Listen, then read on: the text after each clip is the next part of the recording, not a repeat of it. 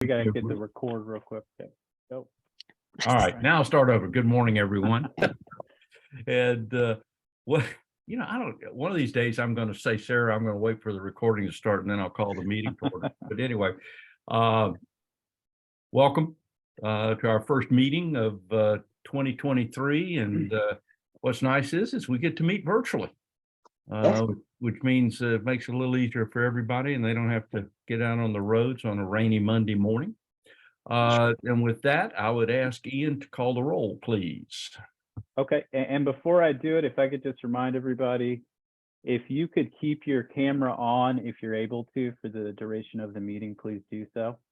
All right, Billy Beal. Here. Rob Cortell. Derek Aday. Felicia Ainza. John Antavino. Here. Sarah Calvert. Here. Renee Daniels. Here. Bruce Davis. Here. Jackie Davis. Here. Jan Urquhart.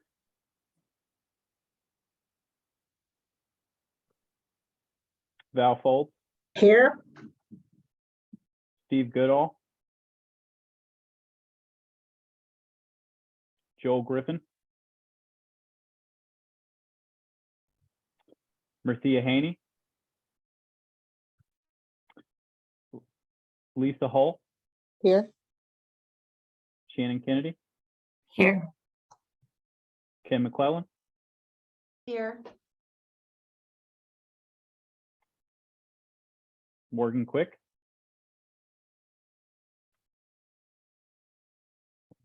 Here, I thought I saw him. Jeff Sapersky. Here. Jeff, I got it right. So proud. Linda Worrell. Here. Kimberly Young. Here. All right, Billy, we have a quorum. All right, thank you. Is there anybody who is on the call that is not a member of the council and not on the agenda that wishes to speak? And I also asked Sarah if she received any request for public comment. I did not.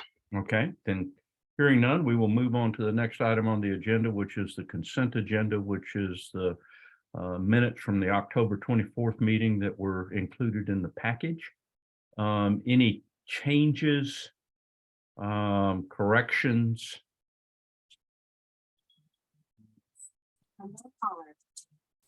Move approval. All right, thank you. Is there a second? Second. Okay. All those in favor, do we need to do the roll call vote for this, Ian? No, I think we're fine. Okay, so all those in favor, please say aye. Aye. Any opposed? And Ian, I saw that Jan Urquhart's popped up that said she was here if you didn't Yes. catch that. Yeah, I noted that. All right, first item on the agenda is USDA's Rural Business Development Grant, and which I saw Perry Hickman pop up, and I don't know whether Joe Boatwright's here, but Ian, you want to do a kind of a little brief intro to share with council? Sure, yeah, Here. definitely. So we spoke with Mr. Hickman last week, and I'll just say that we're really excited. I know that I mentioned in the email I sent to you guys, I know that he has roots in the region and still actually lives in Tappahannock. So we were just kind of discussing potential partnerships in the future. Last week, they have a grant program. I think the cycle ends in the middle of February. I'm sure that he'll touch on that. But generally, we've just been looking for an opportunity to partner with them even outside of that grant cycle. So we're excited about some of the opportunities he's going to discuss, and then again specifically that grant and how that'll be applicable to some of the companies in our region. So Mr. Hickman, if you're ready, if you want to take it over, or Mr. Boatwright.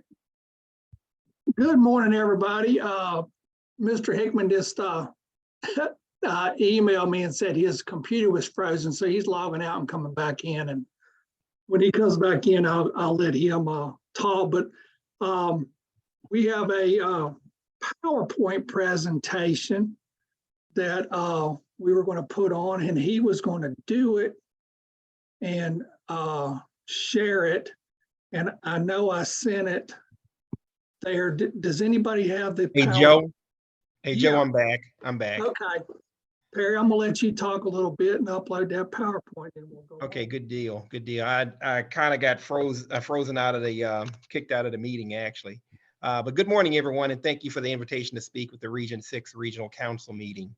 I'm Perry Hickman, the Virginia State Director for the USDA Rural Development. Of course, with me today, I have Joe Boatwright, who's the Rural Business and Cooperative Services Program for Virginia. Today, we'll be sharing information about our Rural Business Development Grant Program, and we'll be referring to this as RDGB. Now, the RDGB program is a competitive grant program designed to support targeted technical assistance, training, and other activities leading to the development or expansion of small and emergency private businesses. The area must be considered rural, and the business must have less than 50 employees with less than $1 million of gross revenues. Also today, we'll discuss items such as who can apply, eligible areas, eligible use of funds, the application scoring process, the use of leverage funds from non-federal sources, and what needs to be included in your application. Also, we'll talk about some of the Build America, Buy America project requirements for those selected individuals. And as far as sharing screen, let me see. You should be a co-host, Mr. Hickman, so it should be able to share. Okay, let's see. Okay, here we go.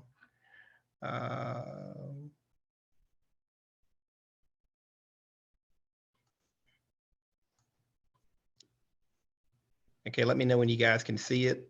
Yeah. Okay, good deal. So as I mentioned, I went over the objective of the program as far as to support targeted technical assistance and training, which is actually a part of this RDGB grant program for the development of small and emerging businesses with less than 50 employees and with gross revenues of less than $1 million. Also, I'm going to turn it over to Joe, so he will actually talk about some of the other eligibility requirements and some of the other information as it pertains to the RDBG program. So, Joe. Okay, good morning, everybody. Thank you, Perry. Actually, Perry's on the request. It says there are no maximum grant funds for enterprise or opportunity grants. However, we get roughly probably about $1 million a year in the RBDG program to be used. So the applications usually that are $99,999 or below usually score higher.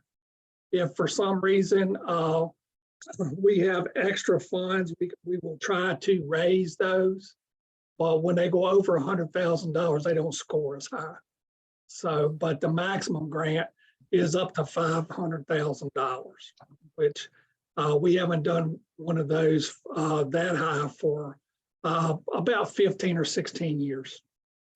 Next slide, please, Perry.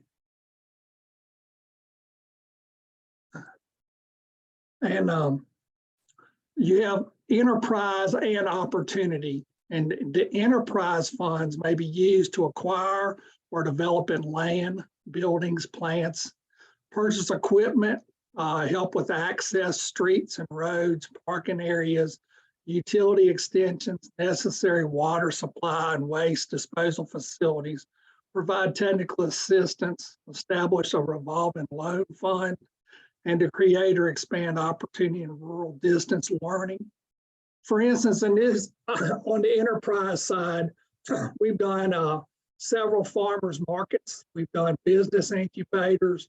We've bought equipment. The biggest thing about the Rural Business Development Grant that I need to explain, it is when a municipality or a nonprofit or whoever an eligible applicant is when they apply for the funds, the end product has to be to help a business. So it's not like that they get to use the funds themselves. So if they want to set up a revolving loan fund to help a business, we will grant them the money. They will set up the fund to assist the businesses through loans. And then when it revolves, it just keeps revolving forever, and they can make money on their interest and different things of that nature. If it is to purchase equipment, it's usually for equipment that is going to be either leased out or whatever to help a business on the other end. Or if it's a business incubator, we can provide equipment, but that is for the businesses to lease the space to use on that. On the opportunity side, funds may be used to analyze rural business, small and emerging businesses, opportunities, identity, to provide training opportunities to rural entrepreneurs, conduct leadership development, establish training technology centers, and conduct technical assistance or area-wide planning activities. So most of that on that side is if you're going to provide technical assistance to a business on the other end, either through adult education or through helping the businesses out in your area, you can apply for the opportunity side of the grant on that. Next slide, please, Perry.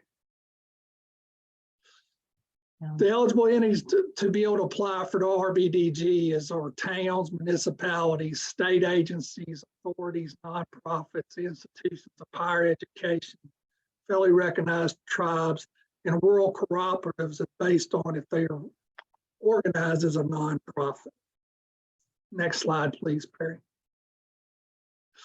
And like Perry said earlier, if you're in a population of under 50,000 people and considered rural, we also, if you contact me after this, I'll be glad to provide this PowerPoint to any of y'all to keep, and also provide you with a website that determines what a rural area is, and you can just punch in an address and it'll come up green if it's eligible and red if it's not. On that. Next slide, please, Perry.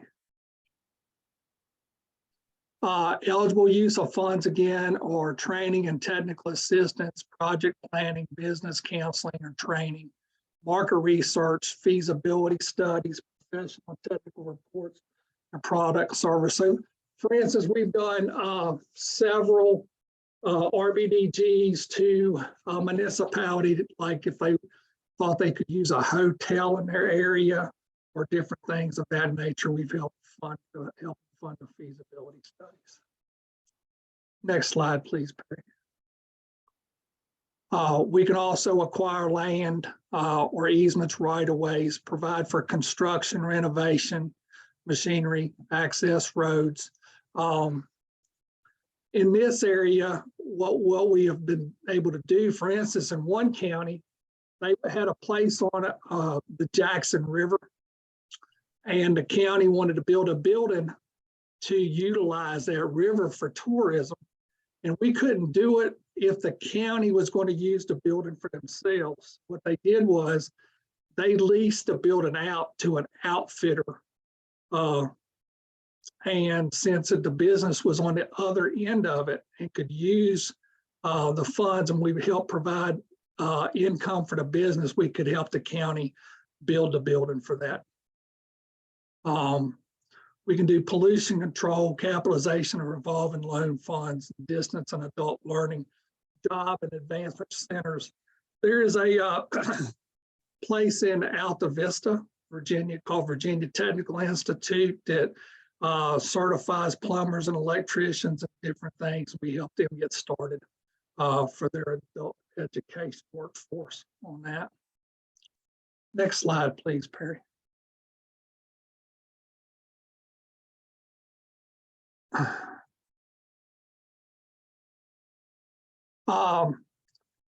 Eligible use of grant funds are rural transportation, community economic development, technology, feasibility studies, leaderships and entrepreneur training, rural business incubators, and long-term strategic planning. Next slide, please. Let's just go to the next slide. That's pretty much repetitive. Ineligible, we cannot pay cost of preparing applications, cost of expenses prior to the application, any type of political activities, judgments, or debt owed to the United States, or any pass-through grants. Next slide, please. All of our applicants have to be registered in SAMS to be able to obtain funding on that. That's a new system that took out the old CAVER system, which is the new system for government background checks and different things of that nature. Next slide, please.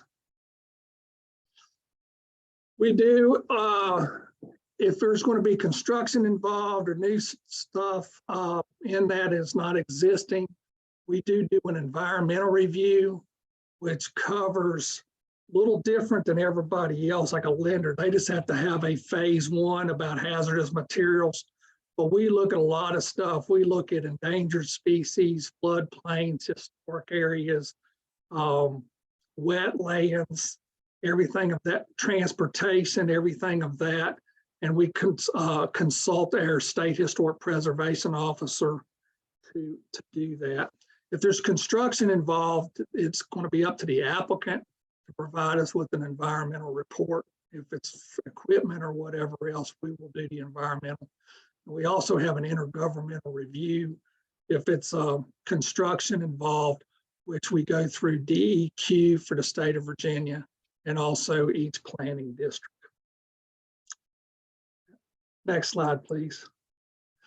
On our website that you can Google, there is a, or you can email me and I'll send it to you, but there's a website that has all the application packages, has all the questions and answers, and also has an application toolkit for anybody who wants to apply. And we can walk them right through the process. Next slide, please. All of these applications are scored, and we get state allocations. We also get a national allocation that's for reserve. They pool the money. If a state doesn't use all their money, when they pool it, it can compete nationally. And there's a lot of different scoring criteria. We put this in here just so you all will see it. It's the next several slides that if you ask for the PowerPoint, I can send it to you. Also, I can also send you a copy of the federal regulation and everything on that. I'm not going to take all day going through these point systems. Next slide, please. You can keep on going through all the point systems, Perry.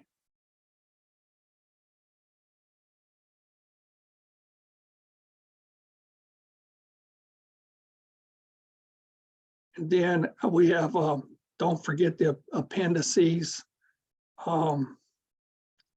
Next, there we go.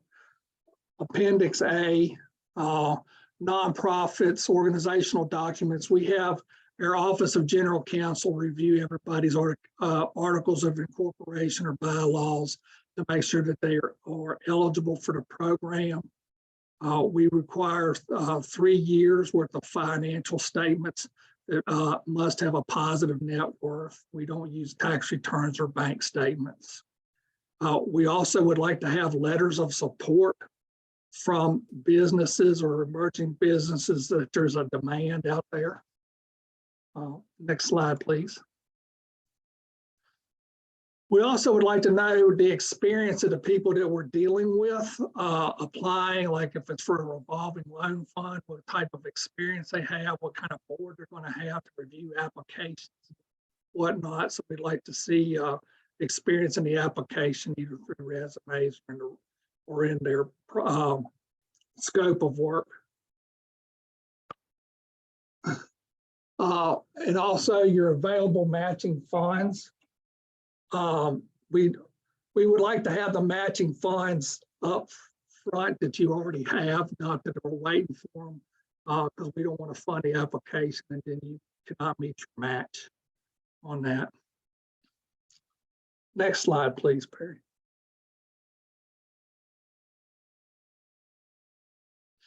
Also, starting February the 3rd, we were granted a waiver last year. But starting February the 3rd, we are going to have Build Back America or Buy America regulations in place where recipients of an award for infrastructure are hereby notified that none of the funds provided under this award may be used for a project for infrastructure unless all the iron and steel used in a project are produced in the United States. All manufactured products used in the project are produced in the United States, and all construction materials are manufactured in the United States. We understand this might raise some cost, but this is put down from DC, so we have to follow it this year. Next slide, please. The application deadline for this year is February the 28th. And my email address, you can either mail them to Richmond with this address here, 1606 Santa Rosa Road, Suite 238, Richmond, Virginia. Or you can email them to either me at joe.boatwright, BOATWRIGHT, at USDA.gov. And my phone number is 540-319-6468, or Cassidy McKinnon, CASSIDY .MCKINNON at USDA.gov. And all the applications have to be here by 4:30 that day. And it's good if you get them in before so we can check to make sure they're complete and they're not incomplete when they arrive. Next slide, please. And I guess this is a time for questions, if anybody has any questions.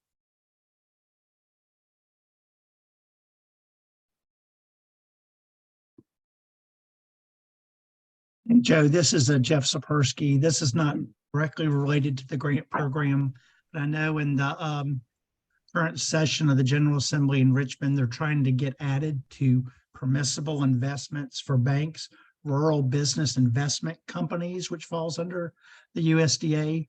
That would be great for banks to be able to invest in those. We currently do SBICs through the SBA all day long, but RBICs are not included. So I don't know if you have any folks that work in legislative affairs for the USDA, but a good word would help expansion of that program so banks can invest in it. Thank you. I think that's going to be more down Perry's guidelines on that, but I'm sure we can look into that. Right, thank you.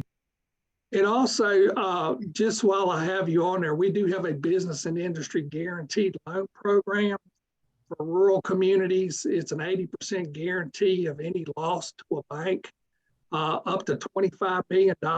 It does not necessarily have to be a small business qualification like SBA does. And we do several loans every year to businesses in that area. We've done hotels, convenience stores, gas stations, breweries, wineries, just about anything except golf courses, religious organizations, graveyards, and gambling establishments. So in your all's area, if somebody's looking to expand or start up or do whatever, if they would like to get some information on that program, we'd be glad to help.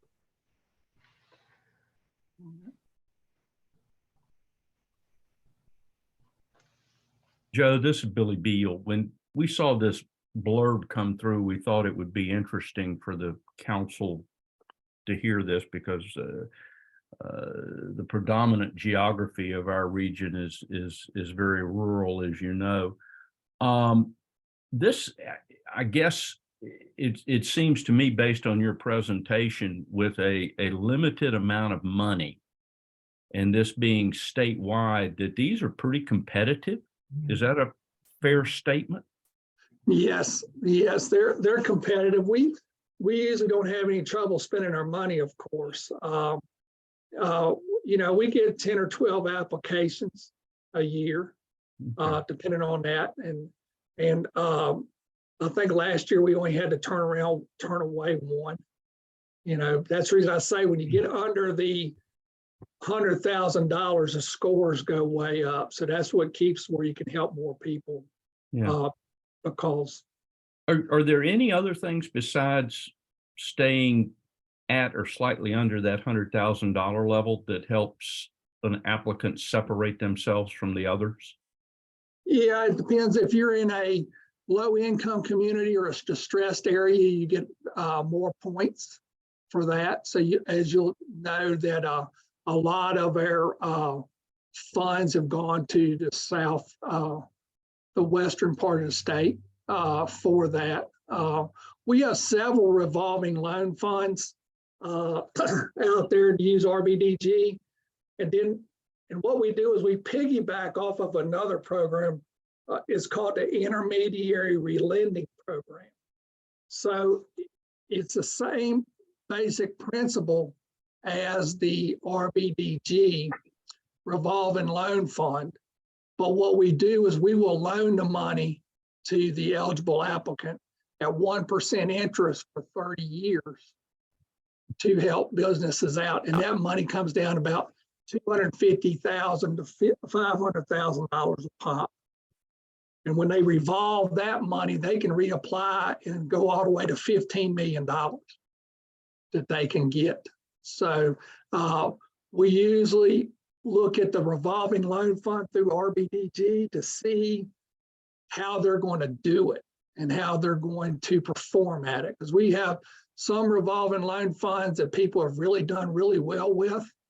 We've had some revolving loan funds that they did well during one town administration, but then when the other town, when somebody else left or whatever, it just sort of went by the wayside and then we run into problems. So we look at that. You're on Thank you. mute. That's helpful. Any other questions? Yes, I just wanted to say thank you to USDA. Northern Neck has cherished its relationship with them over the years. We have an open Northern Neck revolving loan fund for small businesses that we're currently administering. So thank you. And also it's a great fit with Go Virginia because of the federal and state match, and $40,000 of equipment is in machining equipment is at the welding center for that. And also they funded half of the commercial kitchen study. So just to recap on that. Thank you. And Lisa, it's always good to work with you. Appreciate it. Yeah, Likewise. absolutely. Thanks a lot. Likewise. All right. Other questions?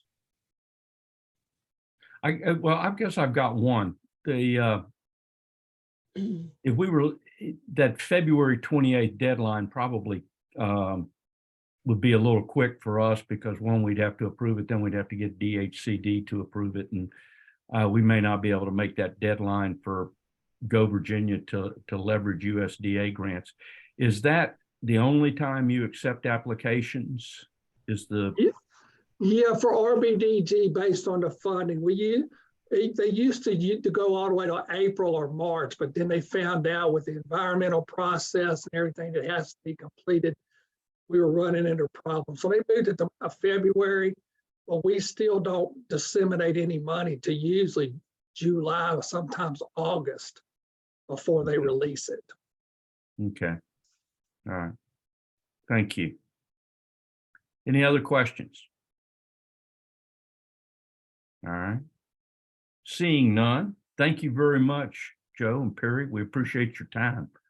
Thank you. Appreciate the Informative. opportunity. Yep. Absolutely. Thanks for the invitation.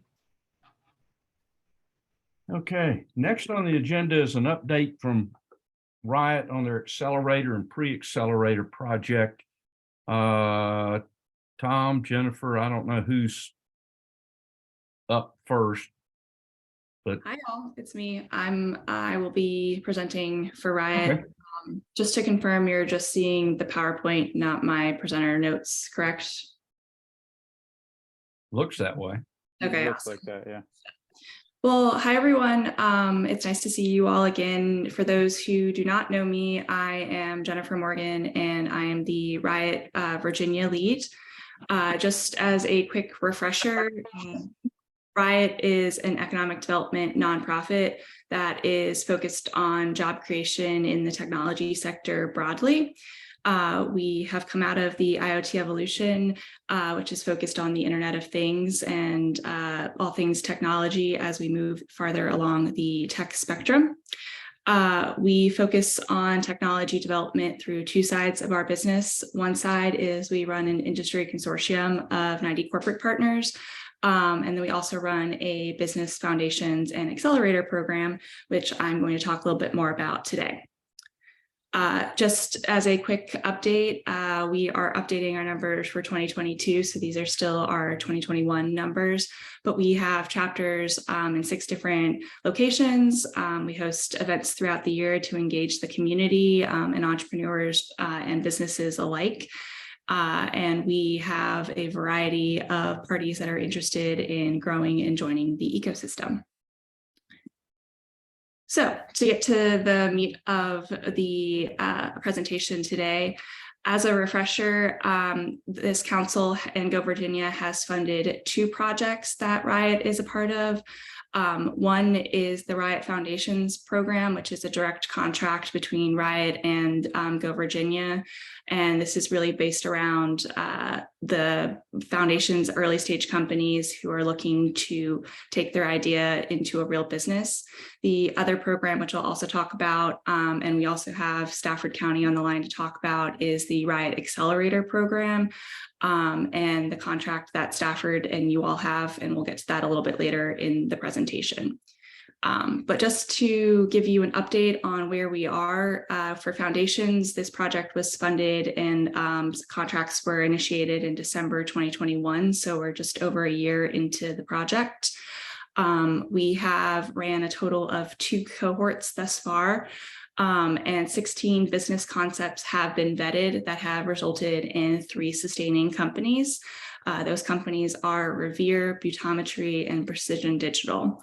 From that, 4 jobs have been created with Revere, and Butometry has created 2 jobs. And so we're looking to continue to track these companies as they continue to grow and scale across all the companies that have been participating in the program.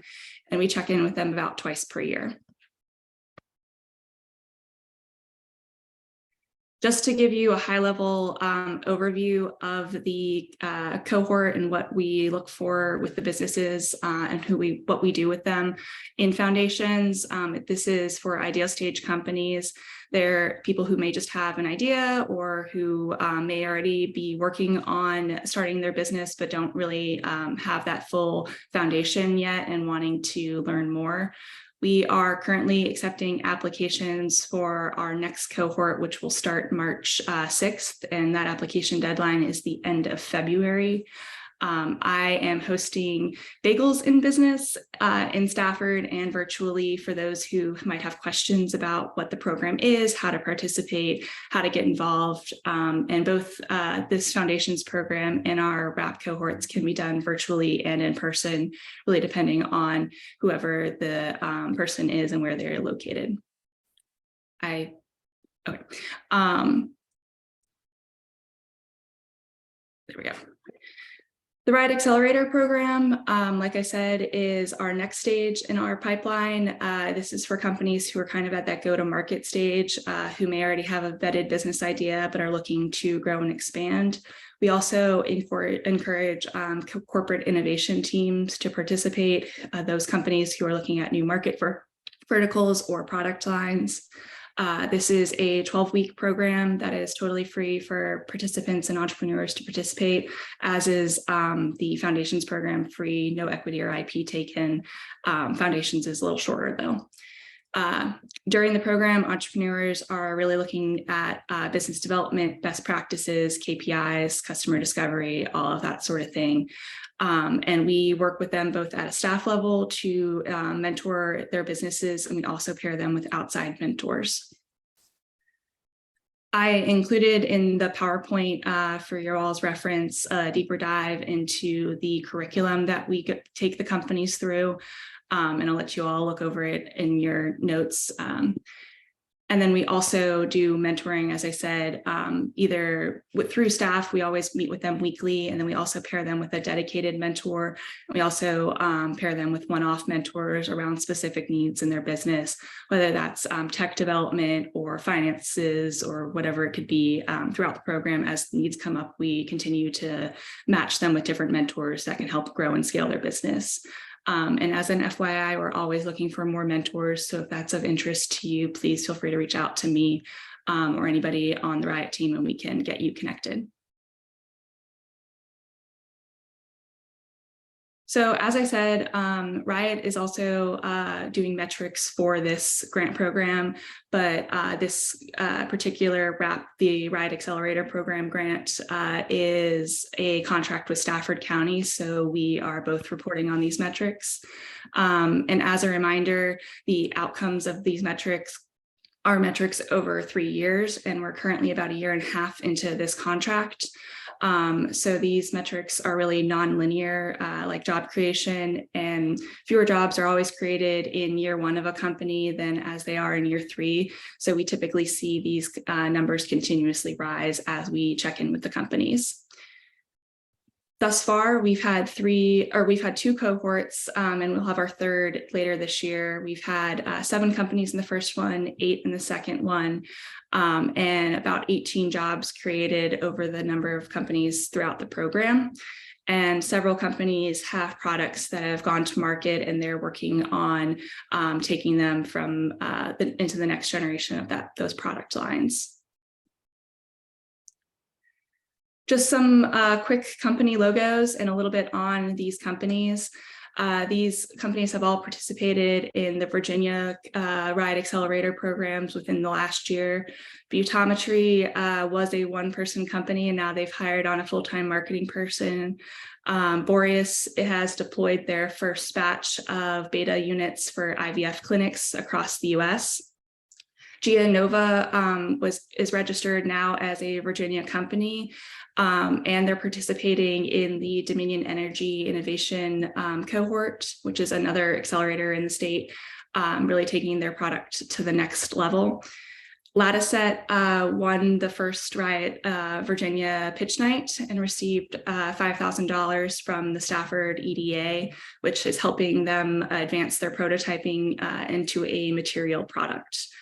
And Caught Up is launching their first mini MVP pilot project.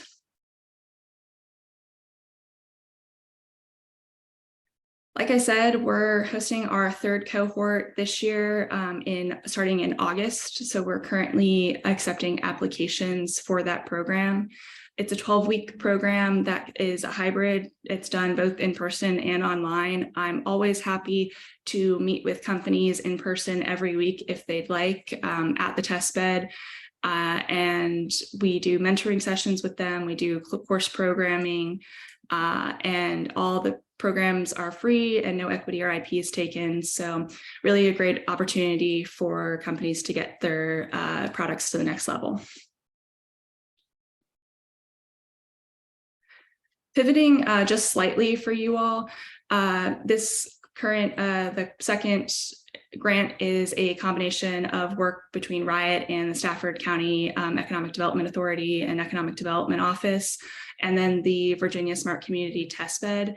So I wanted to talk a little bit about how the 3 of us all work together to really drive company growth and business development across the region and across the state. The testbed is an opportunity to have all of these ideas really taken to the next level and deployed across the state. And then Stafford works to make sure those businesses have what they need, and so does Riot to provide those wraparound services.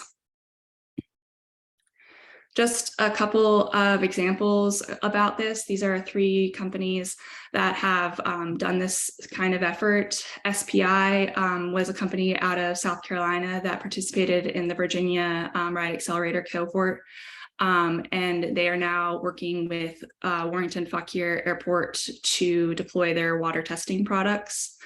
The Advanced Radio Mapping is a company out of Ireland that can turn any physical space into a smart location by using your phone's Bluetooth to help figure out how customers move throughout a space. They are working with the PGA tournament currently to do a large scale deployment and are in discussions with Stafford and the test bed on how to do a pilot project in the region.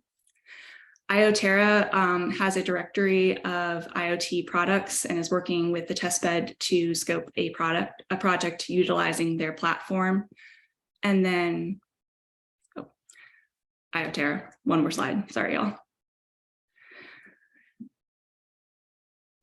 And finally, CocoFlow is our really exciting story. They are based out of Canada and they help state and local governments provide a better experience for their residents by doing a one-stop shop to pay your bills, register your dog, file your permits, all of that.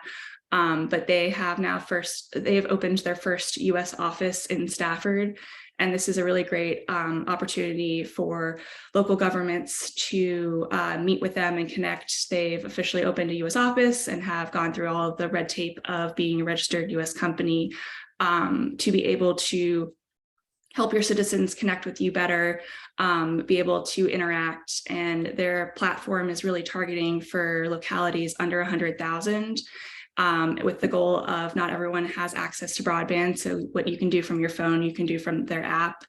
And it's a great success between working with all 3 partners, both Stafford being the location for their new business, Riot providing them services through the accelerator program, and the test bed being a pilot project opportunity. I'm going to turn it over to Uma Marcus, which is the technology specialist with the testbed, and Dale Hendon with Stafford County, to talk a little bit more about some testbed specific projects and ways for interaction and connection, and then open it up for questions at the end. So Uma and Dale. Well, I think I'll go ahead and jump in real quick before Uma talks more specifics about flood sensors in Stafford.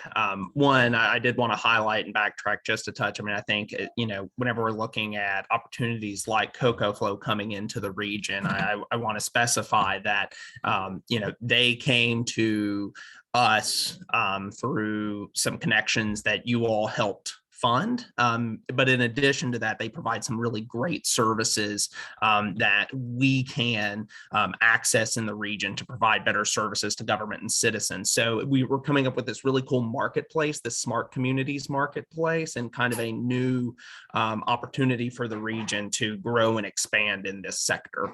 I just wanted to really point out that that's going to be a very viable thing, especially as we look at the larger funnel of projects going on in the test bed.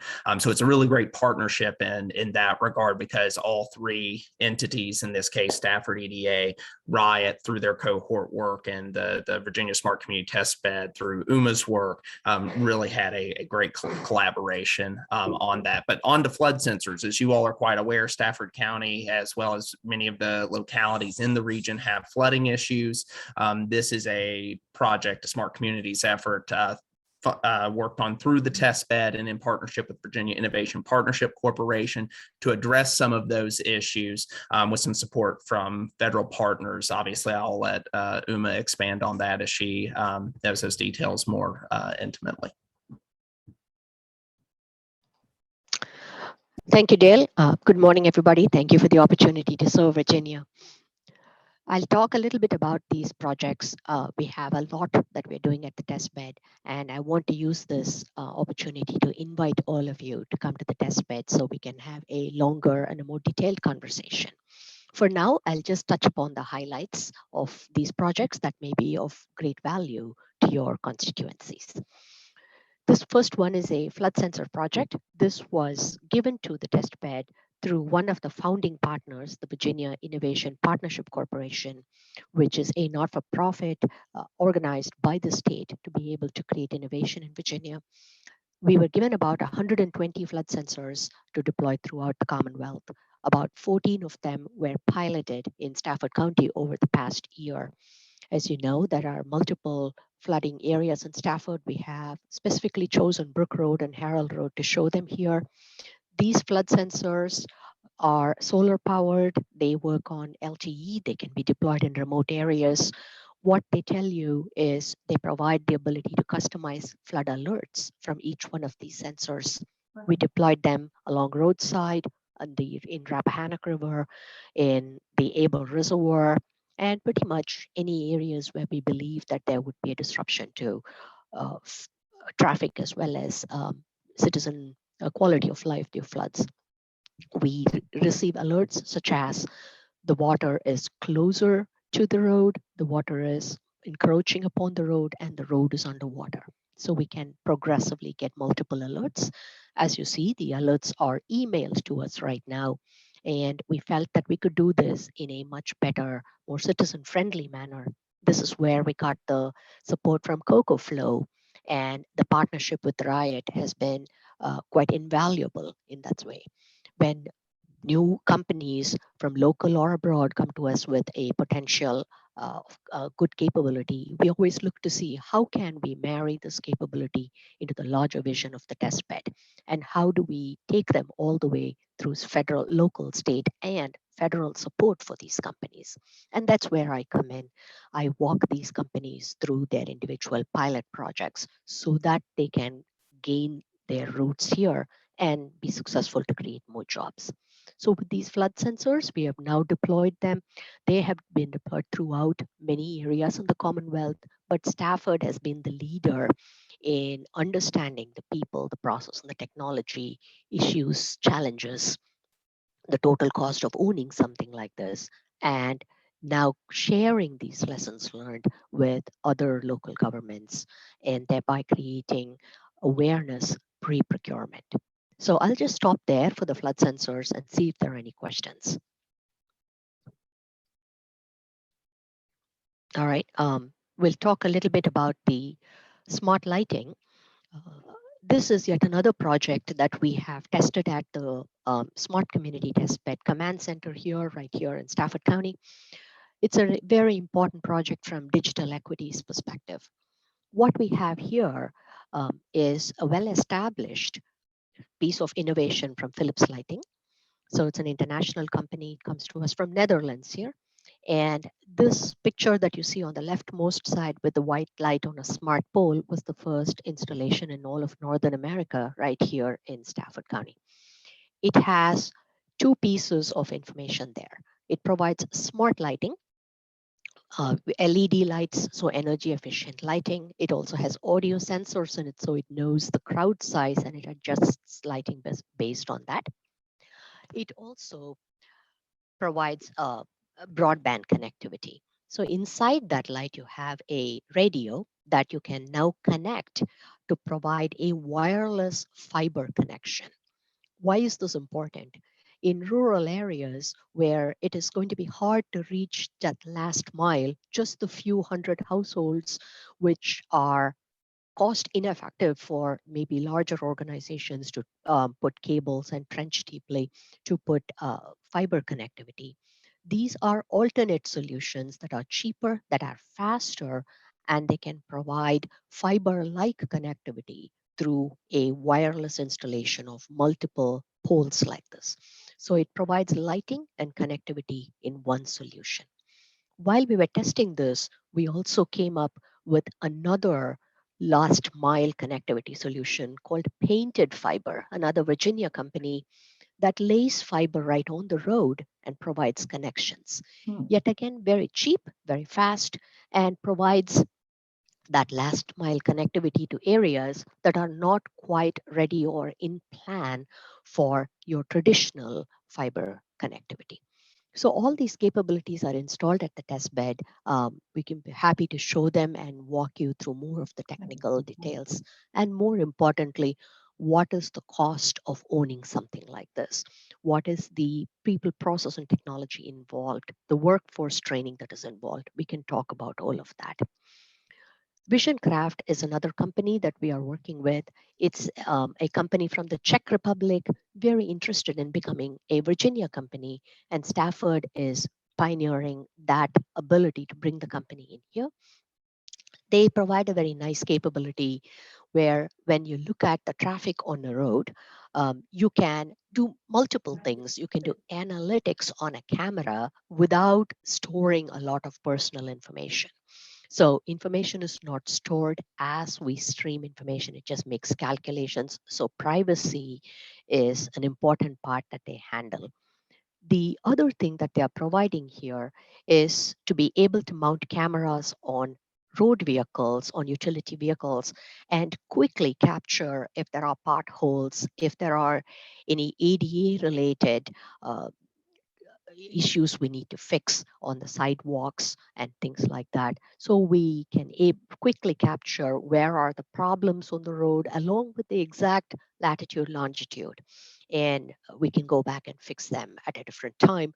Again, improves workforce production and working very closely with the very limited workforce that we have. So we are working with this company. I can show you some of these demonstrations here at the test bed.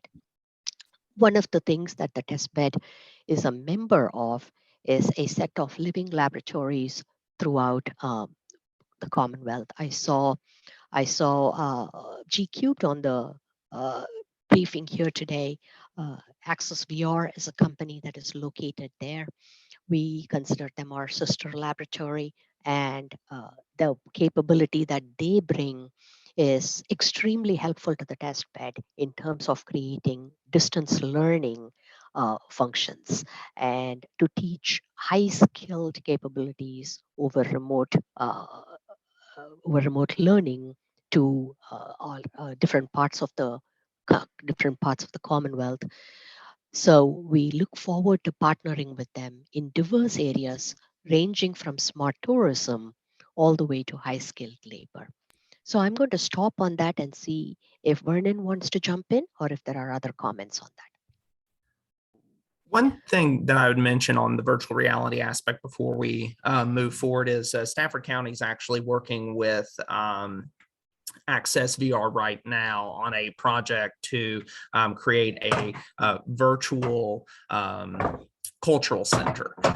This is a smart tourism initiative for us, also a way to create other opportunities for businesses to maybe access new markets and other things, pretty bleeding edge effort there. So as you know, we think about how important tourism is to Region 6 and other solutions like that. And as we become try and get more creative in those areas, I think VR and particularly the resources at the virtual reality lab G Cubed and other things like that become a really creative solution, potentially to, let's say, create virtual retail space for a business that does creative nail painting to do an immersion experience within some of these areas, just as one example that actually came out of a Riot cohort.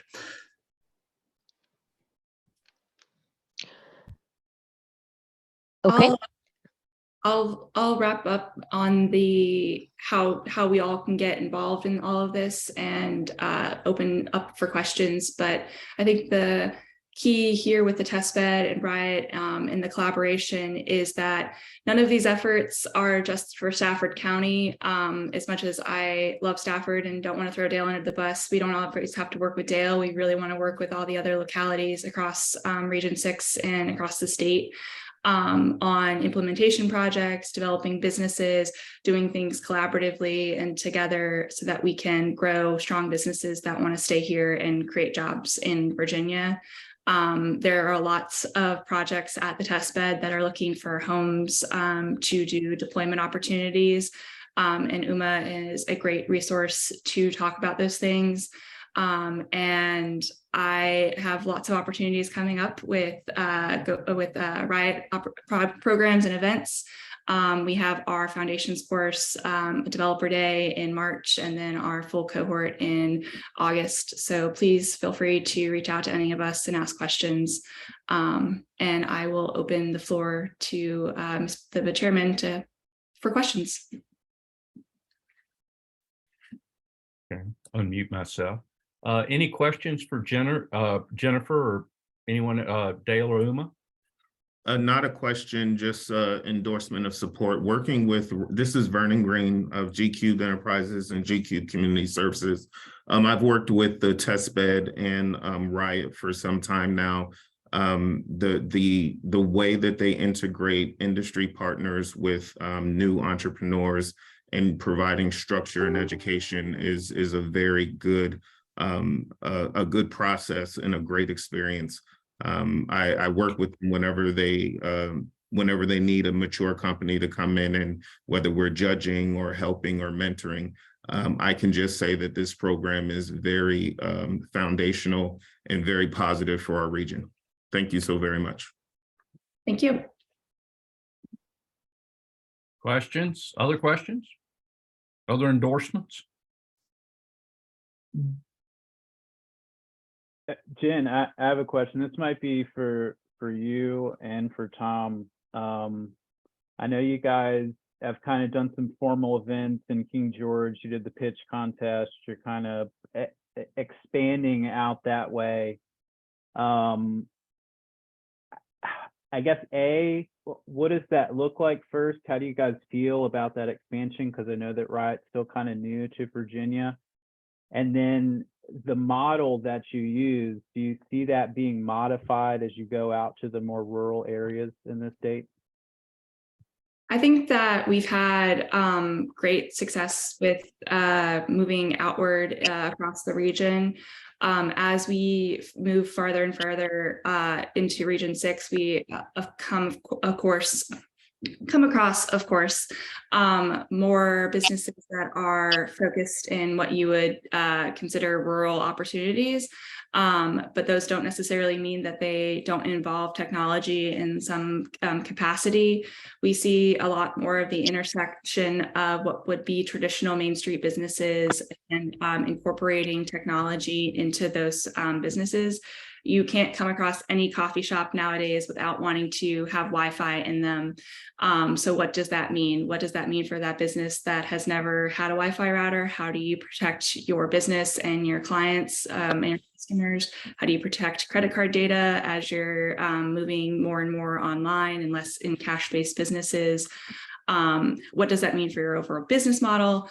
All of those questions, comments, and concerns are things that we can assist businesses with and want to do more events and convening around. And then also, how do you start to explore adding technology into agriculture, into farming, into aquaculture? What does that look like? How do you incorporate that? We've worked with businesses that are using sensors to ensure flowers are growing in the ideal environment so that they can reduce their use of pesticides.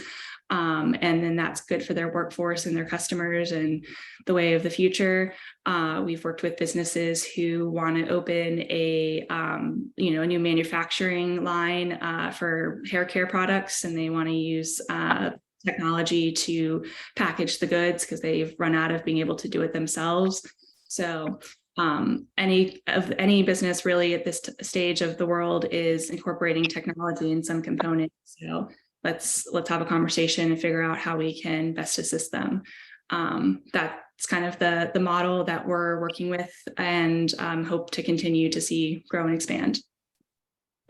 Thanks, Jen. And I'll add to, this is Tom Snyder, just to add to that, for King George specifically, we have recently signed a partnership intermediary agreement with Dahlgren and to help them with some commercialization goals and some community support goals that they have.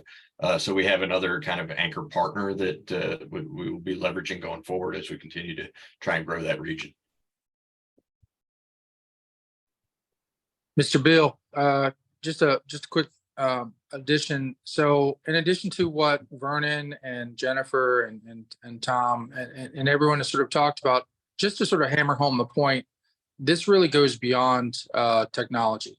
It goes beyond all of the cool stuff that we're bringing to bear. I think at the end of the day, the reason Stafford Economic Development Authority invested is that it creates opportunities for entrepreneurs to start and grow a business, but it also creates jobs for those residents who want to work in their spaces. So, we talk a lot about solving the transportation issue and building more roads, but I think creating more jobs where those people who are driving north want to work locally is certainly something that is going to help solve that problem. It also encourages companies like G-Cube, which has already been successful in its own right, to have more partners that they can pursue greater growth for their own company locally.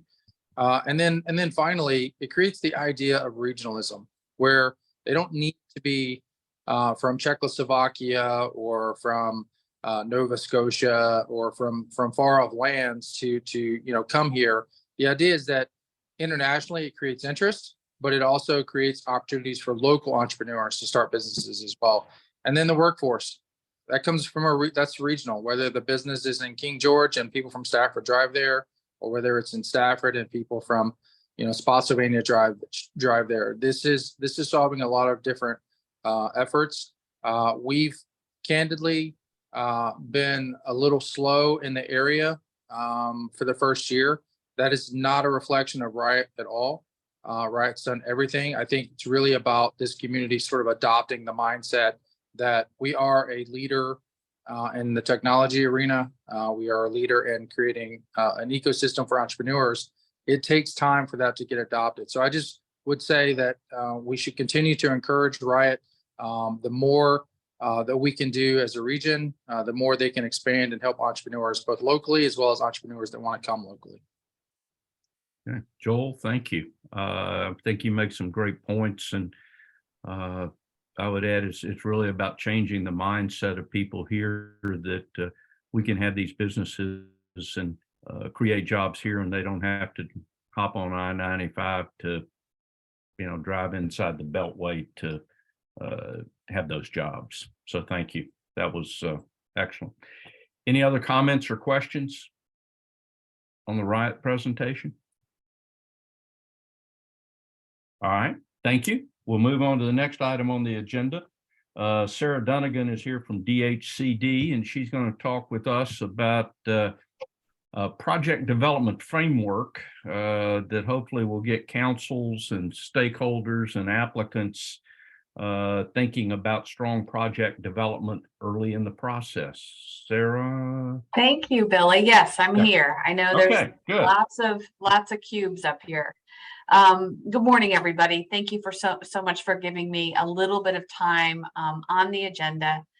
We are busy talking to all of the regional councils this month on a couple of really important issues. Certainly, you've all seen the governor's budget. There's some additional resources for Go Virginia. I won't go into detail, but $24.5 million specifically to support your priorities as it relates to workforce and talent development.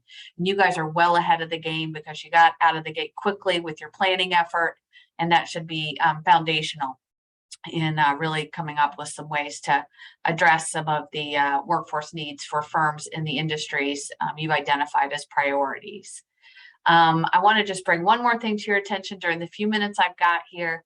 Go Virginia is getting ready to celebrate its 5th birthday, and it is customary for a new program to have a review. So JLARC, which is an entity that does evaluations of programs, is going to be doing a study on Go Virginia, and we've communicated with your support organization staff and your chair, of course, who will likely be approached for interviews, comments about the program. So I'd just like to say thank you in advance to Ian and the whole team at the George Washington Regional Commission, and of course you, Billy, in participating in that project. So it's going to be a big year for us, and more to come.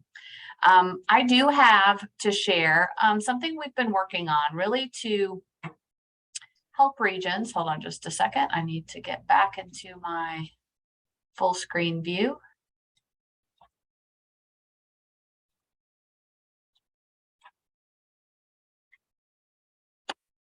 Okay, can you guys see my screen? Fantastic. Really think about project development. And so for the purpose of this illustration, I actually took your growth and diversification plan, chose an industry that you've indicated is important, and brought all of your currently funded projects kind of into frame. But let me talk about this illustration first. So this is 4 quadrants, each represent one of the priority investment strategies that the Go Virginia State Board has embraced. We really are working to create, I like the word ecosystem here, because when you see manufacturing in the center, and of course, all Go Virginia projects should really be designed to help that industry sector grow, diversify their company base, pursue new markets, and as we've often discussed, just help grow and diversify regional economies. I'm going to start on the top right of the wheel, and would just encourage you guys as you're kicking off 2023, working with potential applicants and really taking that growth and diversification plan, which should be a playbook, with you when you're having these types of discussions. So in the area of talent, I mean, the question that all council members and the support organization staff and regional partners should be asking, and I'm going to personalize this to manufacturing, what are the workforce needs of this region?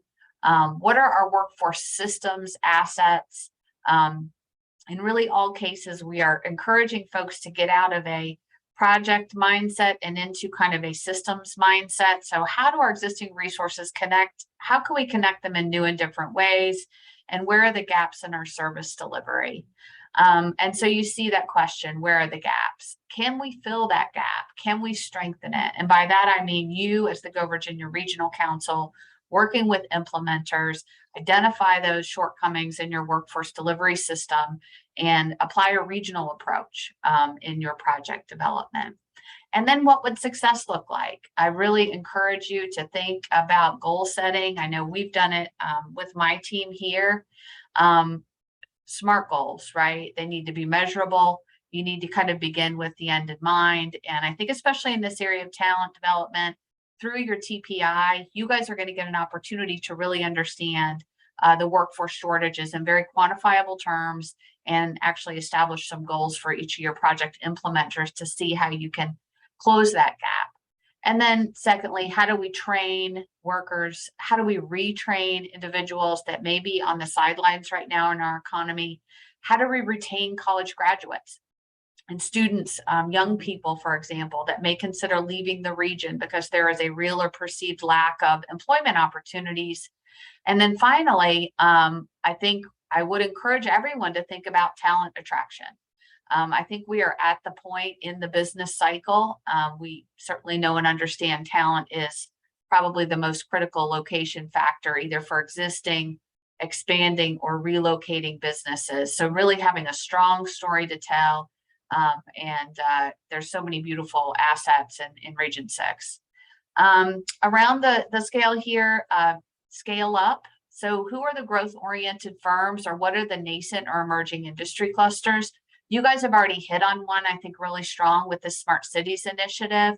Everything related to the Internet of Things, sensoring in all areas. And you do have such a rich environment to demonstrate a lot of these technologies. So that's an example of a scale up, industry scale up. What are the emerging market opportunities? What are our assets to assist? As the Canadian company demonstrated, companies come to places that have supportive networks. And I think the test bed in Stafford and some other activities being supported across the state will really be powerful to create opportunities for existing businesses and to attract firms from outside the market. Again, what would success look like? Who are our partners? And again, I'll try to make this personal to manufacturing. Who is working in the scale up space for manufacturers in your region? And I do believe Riot will be providing some outreach, perhaps to some more traditional manufacturers and encouraging them to embrace some technologies. Startup is just like what it sounds. So when you're talking about how do we create an environment where manufacturers can start up here?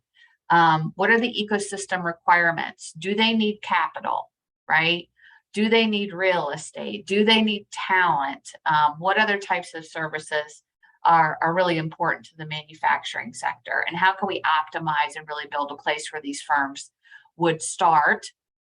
I think these are interesting strategies. And then finally, sites and infrastructure. Again, manufacturing being kind of the center point of the discussion and thought process. What are the site and space needs of manufacturers that we want to be successful in our region, either places for them to grow, or similarly, where we can be more successful in attracting manufacturers? What's the regional inventory of sites? Do we have a portfolio that will make us successful and competitive? And who would be our partners in this effort? And it could be a combination of public sector. There's a lot of publicly owned sites, and private sector. Privately owned sites that may have willing sellers who have goals and interests that are aligned with Go Virginia. So does anybody have any questions about this framework, or do you see anything here that's kind of new or different, or has it prompted any thoughts?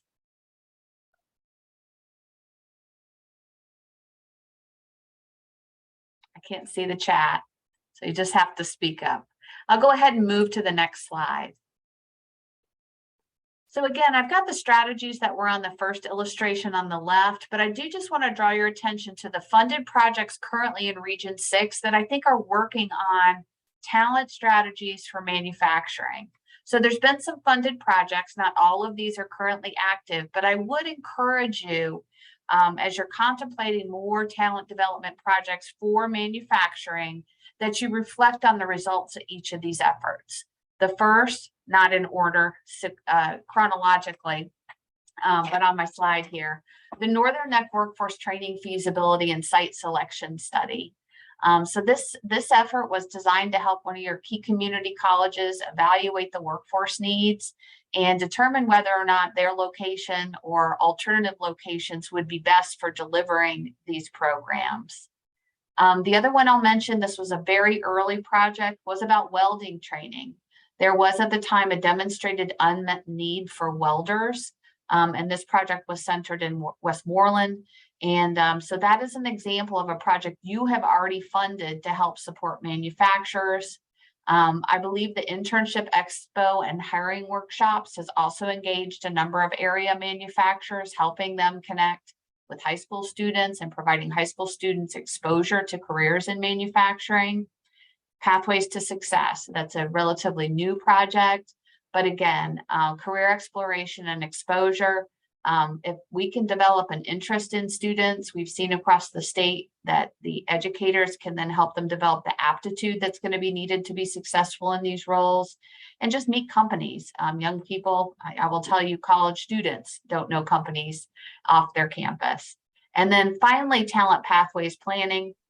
And this is going to be an opportunity for you because you've selected manufacturing as one of your priority industries to adopt this kind of systems thinking mentality when you think about supporting the needs of manufacturers in the region. Scale up on the right, just a couple projects you guys have already funded. The commercial kitchen at Hull Springs feasibility study. We're seeing a lot of commercial kitchens. These are places for people to take their small scale food production business out of their personal kitchen or garage into a commercial kitchen space, and with support can identify markets outside of the region for a wide variety of food products. So I encourage you to reflect on that when you're thinking about manufacturing scale up and how that commercial kitchen might be an asset. And then of course, Fredericksburg Regional Alliance conducted a cluster analysis.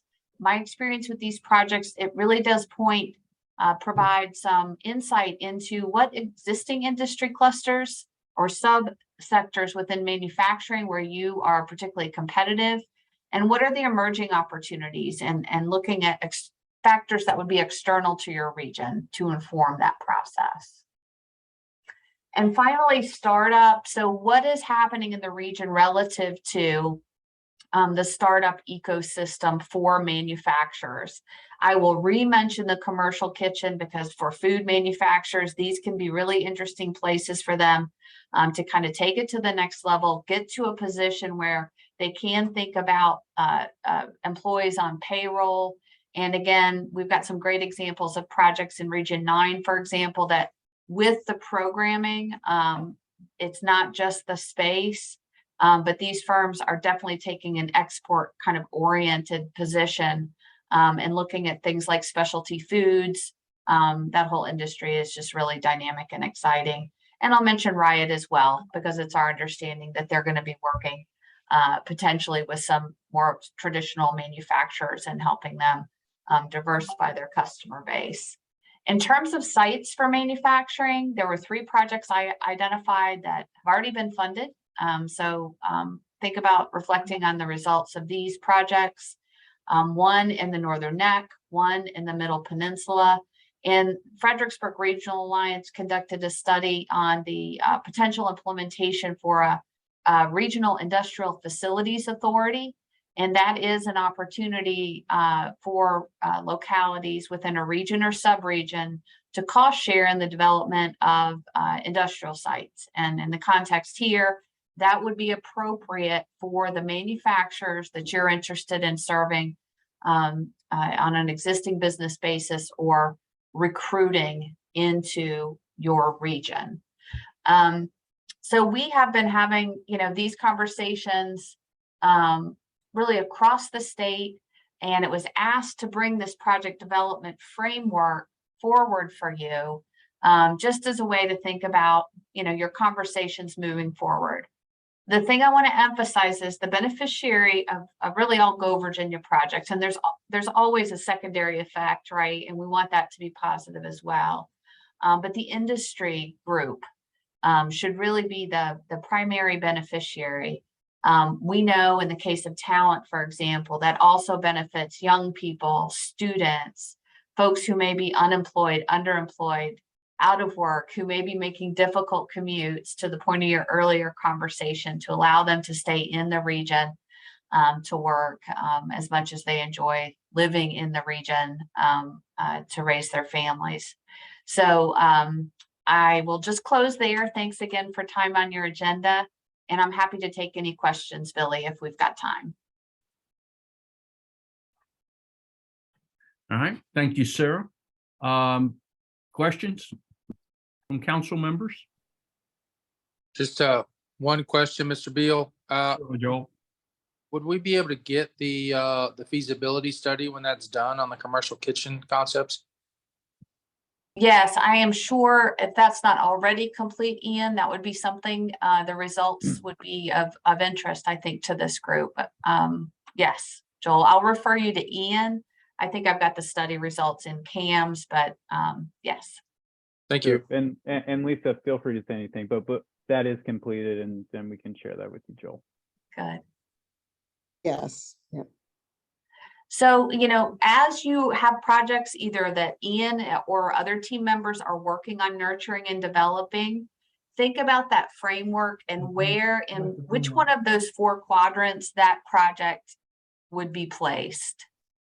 And if it's not obvious and apparent, the great thing about your growth and diversification plan, I hope you guys all see it as kind of a living, breathing document. There are going to be new opportunities for you to pursue. You have a nice tight G&D plan with a fairly small list of industries that you've decided to focus on. And I want to say thank you for that. I don't want to name names, but we've got some. It's just with the resources you've got at your disposal to really drive them into 1 or 2 spaces along with your partners would be really important. But I do encourage you, draw that circle on the wall. It's been so helpful for me. And you can start to see for your whole project portfolio where you've placed emphasis, where you may need to revisit. I'll give you an example. There's been a number of site studies, and would love to see what's next as it relates to sites. If business recruitment is something that you'd like to do, or if you want to make sure that you've just got nice landing pads for companies that may be growing. Not every region has pursued sites. For example, in Northern Virginia, it's really not on their radar at all. they're very focused on talent and entrepreneurism. So again, another great thing about Go Virginia, we really do want you guys to own this and determine your best opportunities and priorities moving forward. Okay, thank you. Last time for questions.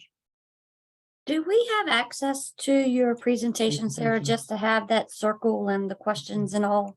Absolutely. I will send it. Actually, I'll make sure Annie sends it over to Ian, and Ian, feel free to widely distribute. Jackie, if you want to take the industry off, I mean, it's something I've been just using on whiteboards, and it is a really nice way, nice frame for those discussions.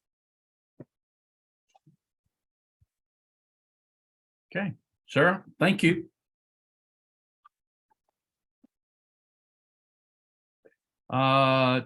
Next item on the agenda is the executive committee report, which was included in your package, and either I or members of the executive committee would be pleased to answer any questions that anybody might have about I guess what we did or the actions we took at our November 14th meeting. I would draw your attention to the one that's right now at the bottom of the screen, the 2023 meeting schedule and remote. And we had we thought we'd take full advantage of this, and is allowing us as a council 2 times a year to meet virtually. We felt like January was a good time as everyone was, sort of rolling out of the holidays and getting kind of fired up, if you will, for their new year, that maybe they didn't want to take some time off. The other was we want to take advantage of the time that July, where there's a lot of people on vacations and those sort of things. So, if you're sitting on the beach in Aruba, you can go ahead and call in virtually for the meeting. So any questions about any steps we took? All right, then we'll move on to the next one. And Ian, tell us about the December 13th state board meeting. Yeah, and so I'll just, thanks for that, Billy. I'll just add some flavor real quick for you all who aren't on the executive committee, which is a lot of us. The 2 projects that we approved, they're currently under contract and they have officially started. So the one was the Young Entrepreneurs Project. King George is the lead on that. So that is really trying to intertwine entrepreneurship, kind of thinking about it like we do other career pathways, but really kind of intertwining that in the K-12 system. So King George is the lead on that, and that's kind of launching. There are a few pilots that are going to be launched in some of the other localities in the Northern Neck. And then the other one was the Pathways to Success, which was the Jason Learning Stafford County Public Schools application. That's kind of exposing students to career exploration, particularly in at the middle school level for STEM related careers, but general career exploration. So that project, both of those have been approved again at the state level, and they're under contract. So I'll just real quick, in terms of the state board update, want to update you all on the 3 applications that we approved last October. And kind of where they are. I sent you some notes in the highlights email that I sent out to the group, but the first one is the chamber application, the Workforce Now project. So that project was deferred. I think one of the primary deficiencies that the state board and their working group identified was a lack of clear participation from our industry clusters. So we're working very closely with the chamber now to assure that they have the letters of support specifically from our industry clusters. We're also making sure that the application is more clear. If you all recall, this is building upon an ECB project for their intern expo.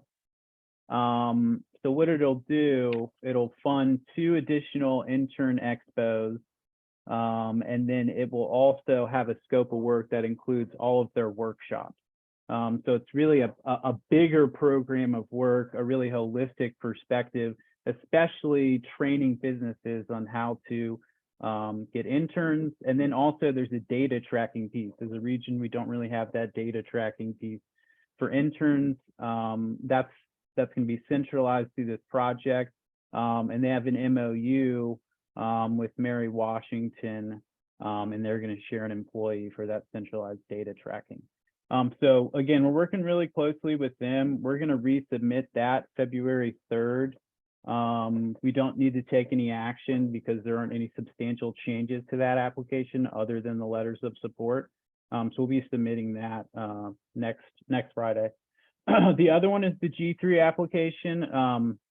We'll be talking about that today. So that was deferred for a few reasons, which I think / hope that we've righted as we work through it today. And Dr. Taylor and Vernon can kind of touch on that here in a few minutes. But what we wanted to do, and I shared with you guys kind of the main things that had changed, but we wanted to firm up the partnerships, and we really wanted to show the regional collaboration. So the fact that this was industry-led was really clear with Vernon's expertise in cybersecurity and representation in terms of letters of support from the cybersecurity. That was a really strong component of the application. But in this iteration of the application, what we've done, Stafford County is now the lead. The partnership with Stafford, King George County, and Spotsylvania as the K through 12 representatives, and at G3 as the private industry training partner are very clear. So we fleshed that out more so. And then we also have some match from Stafford County, and I won't go too in depth because again, they're going to talk about it. But generally what we've done is basically addressed all of the specific impediments that the DHCD staff and the state board had identified when reviewing the project. So we feel like we're in a good place. And then the only other thing, or the other project that I'll mention, is Sarah kind of alluded to it. We're really excited. The Talent Pathways Initiative, we're the first region to undertake the Talent Pathways Initiative. I know that Jackie's jumping for joy, but we're really excited about the potential that has. I think that it's really going to dictate, Sarah kind of alluded to it, but it's really going to dictate all of our future workforce development projects. Specifically in the 3 industries it's going to focus on, and those are aquaculture, manufacturing, and professional, technical, and scientific services. And not only are we excited about its potential to dictate workforce development projects, we think that as we work with our private sector partners, we're going to be able to identify other pain points and then use those for other Go Virginia projects or just generally for economic development projects. So we've already been talking with some of our partners at Gen Edge about potential supply chain issues that could be worked into projects, but just generally really excited about that. That project was approved, is already under contract, and is underway. So that's really kind of all I have. If you guys have any questions, feel free to pose them. We can talk offline. Yeah. I got a question. Hello there, Ian, Rob. Coming from my hotel in London. Tough life. Yeah, it's tough.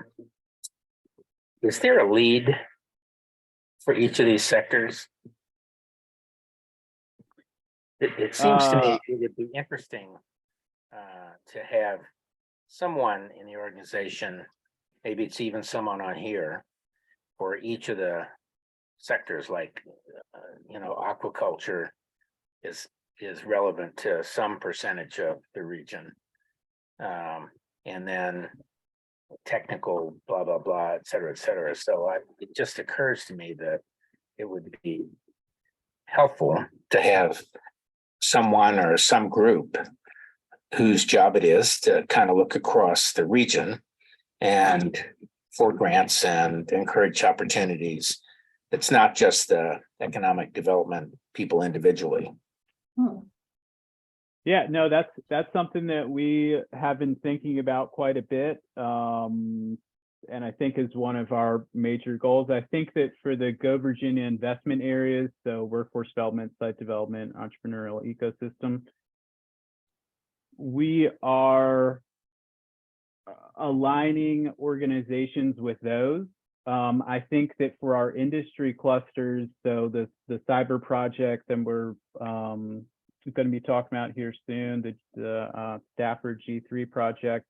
I think that the Project Advisory Council out of that will be a really good representation of cyber. And if that's passed at the state level or approved at the state level, we really hope that that advisory council will be the kind of, they'll be the leaders for that industry. And then for the other ones, we have those private sector partners that we've been working with on some of the other projects. So you mentioned aquaculture. We have a really good cohort there of companies. It's just really kind of a matter of bringing them together. So I guess a short answer, technically, no, we don't necessarily have a lead, but that's something that we're working towards now. Well, so for example, it might be interesting to see if VIMS would sponsor a quarterly meeting of all the parties in aquaculture, and someone else sponsor a quarterly meeting in this and that in the three sectors.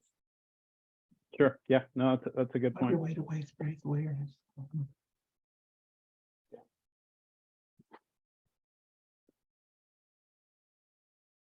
All right. Do we have any other burning questions? All right, Billy, kick it back over to you. I was going, next up, we've got, I guess, Dr. Tom Taylor from Stafford County and Vernon Green from G Cubed. Ian, you want to do any? Well, I guess you've really already done your introduction. Who are we kicking this over to? Dr. Taylor, Vernon, who you want to take the lead on it, Dr. Taylor? Sure, and I'll do it by way of a quick introduction.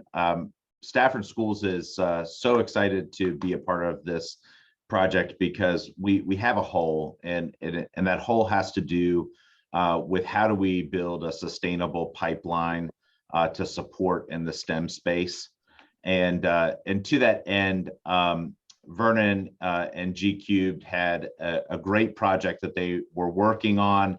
And we just were a better fit to help sponsor this particular project. So we're excited to be joining up with them.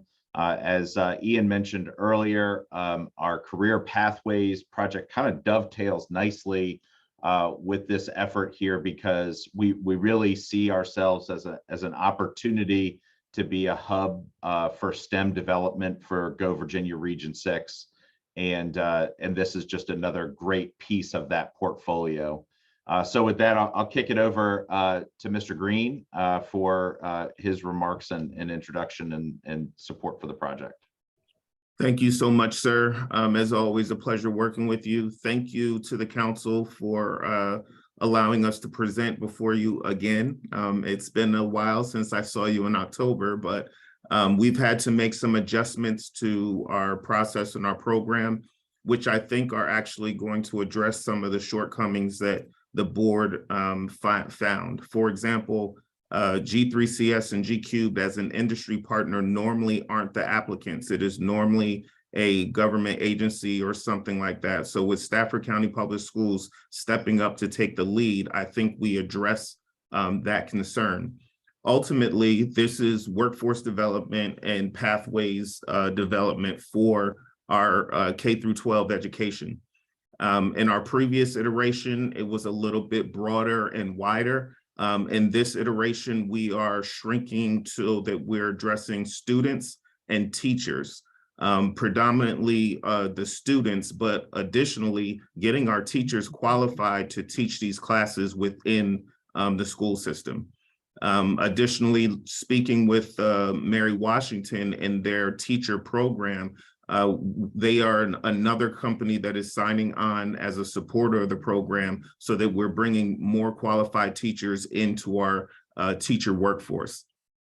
Ultimately, and again, I don't want to repeat everything that I said last couple of months ago, but we are really hurting in industry for a lack of qualified personnel coming into cybersecurity. And it is my opinion that that is a direct correlation to the health of our national security and the increase in cyber attacks. We already know that we have thousands of unfilled jobs because we don't have qualified people. This effort is an initiative that will allow us to expeditiously get people certified to start filling those entry-level positions. And while education is always an option and a path, we know that for some people, education is not a priority. Either they can't afford it or whatever situation they find themselves in, they have to make money now. In providing these certifications, these are short classes or short sessions where they can come out certified and be qualified to go to work upon completion of the certification. This way now they're certified, they can work, and they can afford to go to school if they choose to because they're making money. And the starting salary on IT in my company alone, it's somewhere between $40,000 and $50,000 a year. And we're talking about high school students coming out with certifications and partnering with industry to get security clearances, get internships and work studies, and be ready to go fill that gap as soon as possible. So I'm very honored to have Dr. Taylor as a partner in this initiative, working with Stafford County Public Schools teachers. This is something that we've already been working for years. When the teachers need help covering a topic, I send my professionals down to the classroom and we teach. We also have CompTIA signed on as a partner for this initiative. And so they are on board with curriculums, discounts in their certifications, discounts in study material. We have coordinated this in a way that we feel is going to be most beneficial to the students as well as the teachers, with the industry workforce in mind, and delivering a ready to work candidate coming potentially right out of high school. I'll pause for any questions.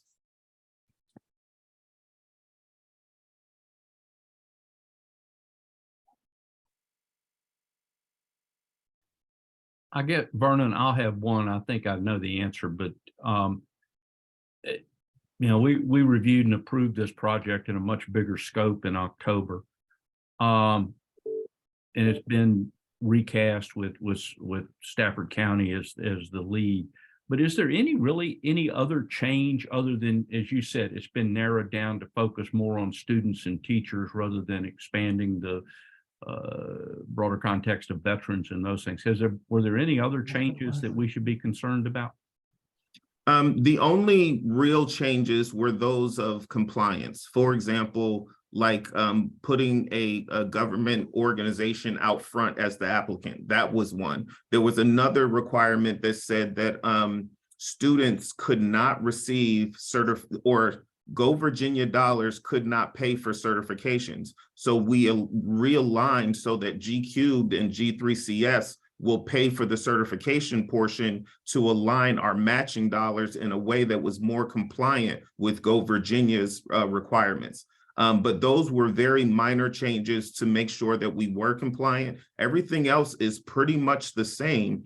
And to be honest, we still have colleges lined up with us to make those certifications turn into college credits.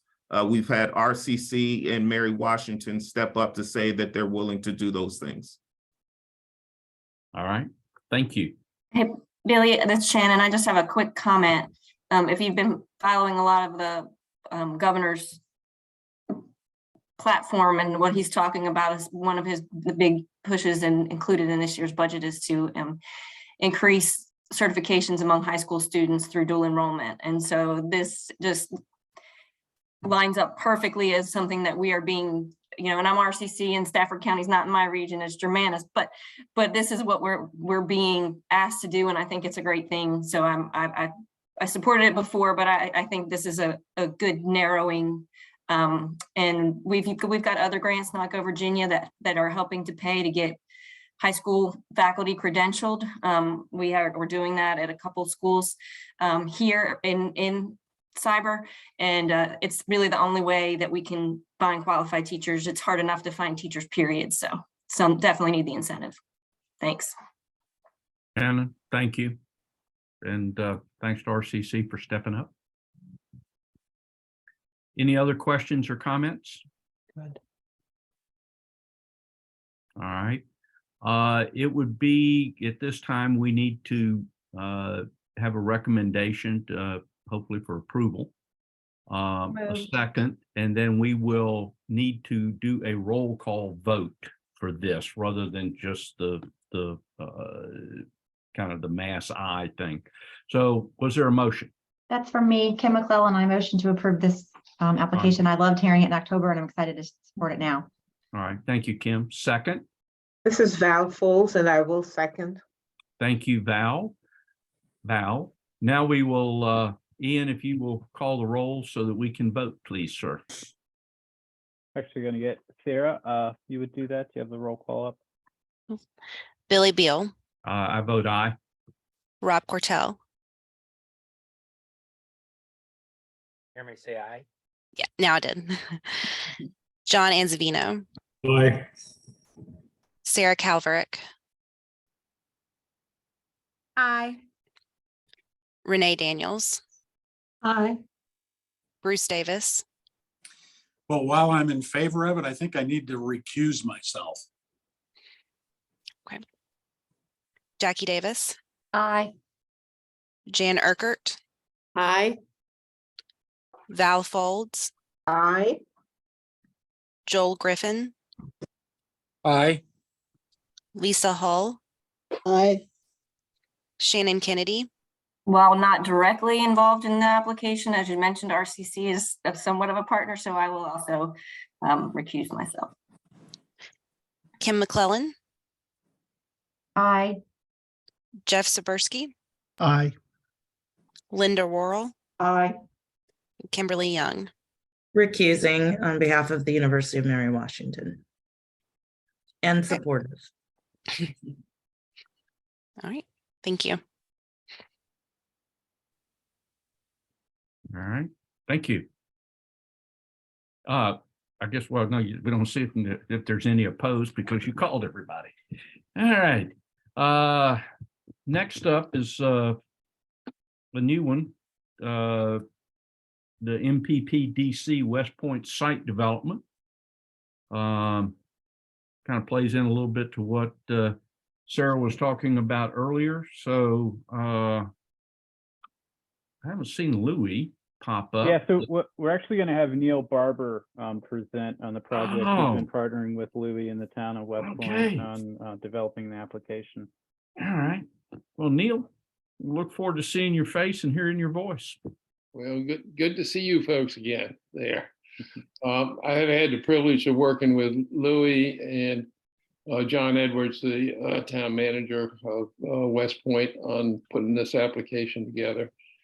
Just a little bit of background on it. The West Point owns the residual of the old West Point Airport, which is about 477 acres.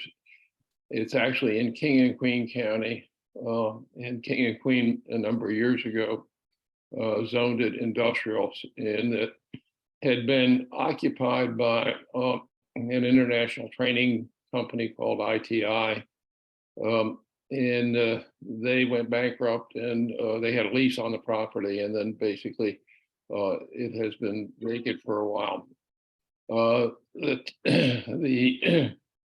The application is to do additional due diligence and planning work on the property, determine its ability to support industrial development and to plan for how that development would occur. The property is on the southern portion of the Middle Peninsula Regional Airport.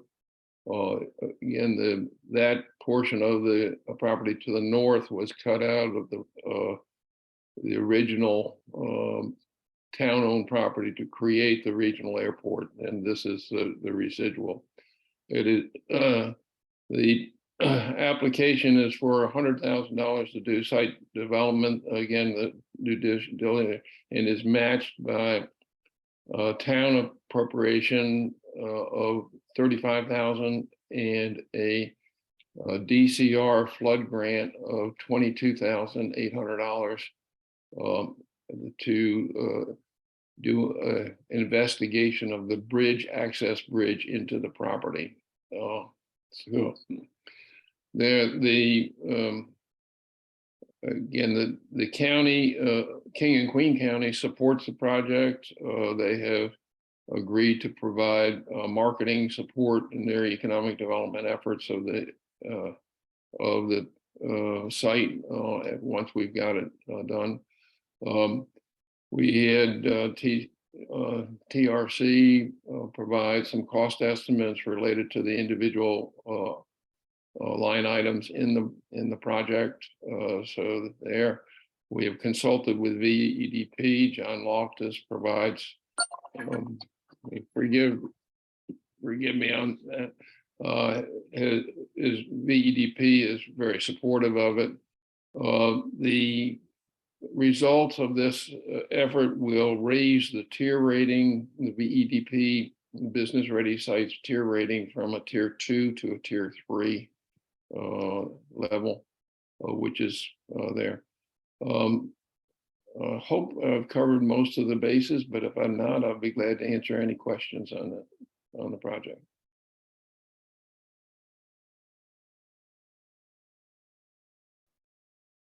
Questions?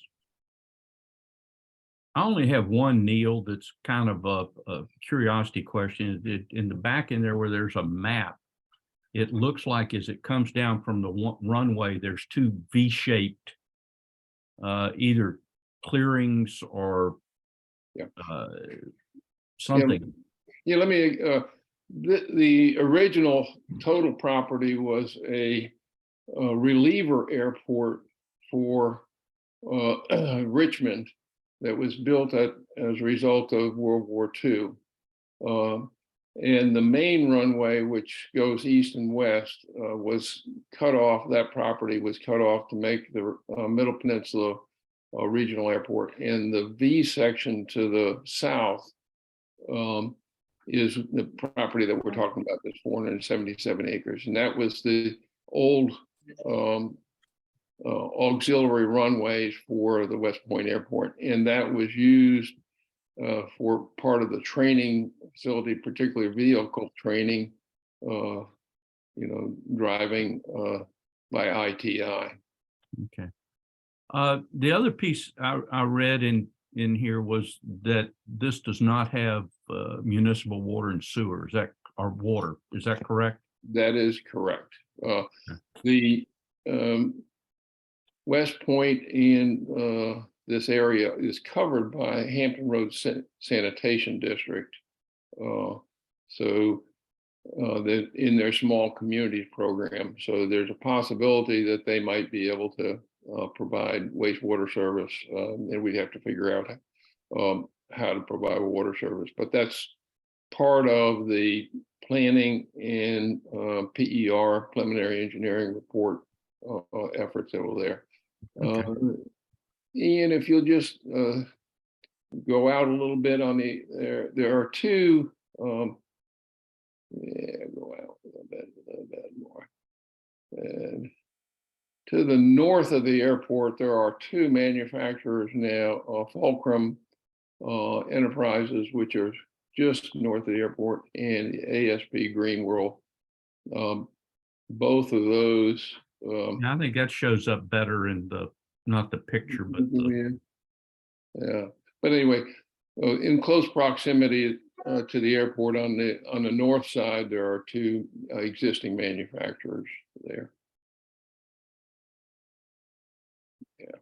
Okay. All right. Other questions?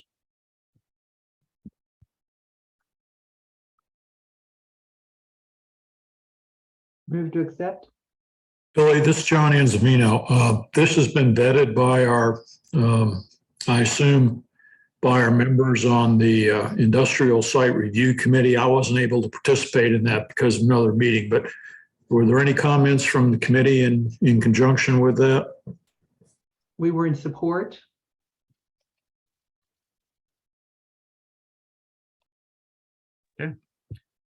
Looks like we're to the point where we'd need a motion and a second, please.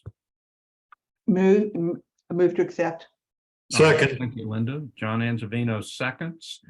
Sarah, would you call the roll, please? All right, Billy Beal, I'll vote in favor. Aye. Rob Cortell, Aye.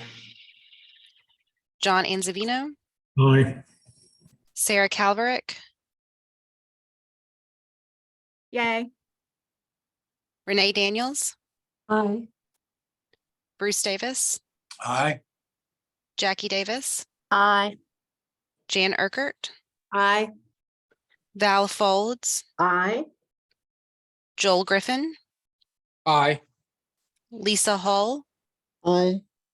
Shannon Kennedy, Aye. Kim McClellan, Aye.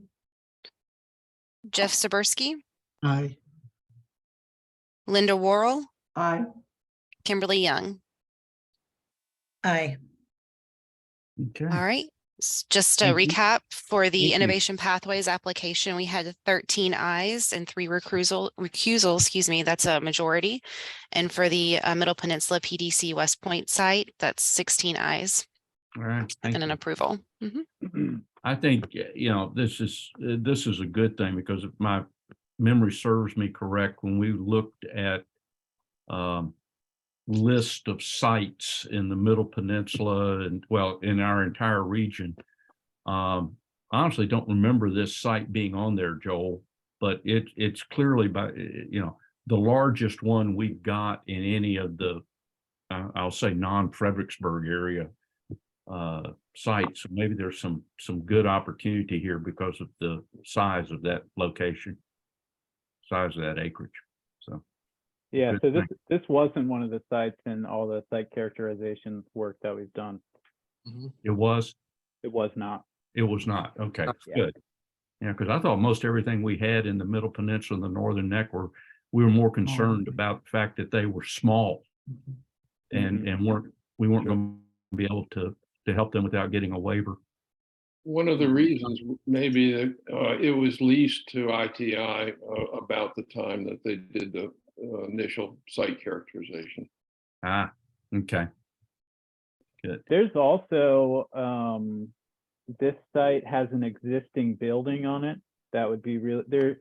So ISI had used it for training Black Ops, and the kind of northeastern part of the site, there were some training trailers that they used that will maybe eventually be scrapped with the comprehensive plan. But there's a really nice shell building on the site that the town currently uses to store stuff, but that could be used as office space, could be used as manufacturing space. It's not huge, but it's a really good starter. So that's a huge positive with this site. And then it's kind of unique in the fact that it's owned by the town of West Point, but geographically it's technically in King and Queen County. That's pretty cool too. Yeah. Well, you never can discount the fact that you have a little airport there. That helps in lots of ways. Ian, you want to go through the rest of the agenda for us, sir? Yeah, sure. So I just want to give you guys just kind of updates. I try to typically do this at the end of our meetings, but just give you an idea of where we are with project pipeline. And then we'll end it there. I think maybe we can end before 12. I'll be brief. So we have another workforce development project. It is specific to drone training. We're excited about this. VIPC is involved in this project. There's a nonprofit that partners with VIPC that's involved in the project. We think King George will probably be the lead on it if it comes to fruition. We're really excited though, because it continues to bridge that gap with the 3 military bases. in the region. And then it also has the potential to be very scalable. So again, if it does come to fruition, it's primarily going to start out as an ECB in the Northern Neck and potentially southern part of Planning District 16, but we feel that it could expand throughout the region if it's successful. Just kind of staying on the site development, we've been working with, I'm sure you guys have read in the news, last year, King George is looking to develop another large industrial site. So we've been working with them. I don't know if this will come to be a Go Virginia project, but I think it's really strategic for the economic viability of our region for them to develop a second industrial site. So we've been working closely with them on that. They're doing some more of an engineering assessment on the site now. I think after they do that, they would have to do some due diligence work, and then they'd have to do some hard infrastructure updates to the site. That's a site that most of the local officials seem to be in support of. It also has the potential, and obviously I'm not speaking for them, I'm just seeing the potential for us to utilize our REFA in development of the site.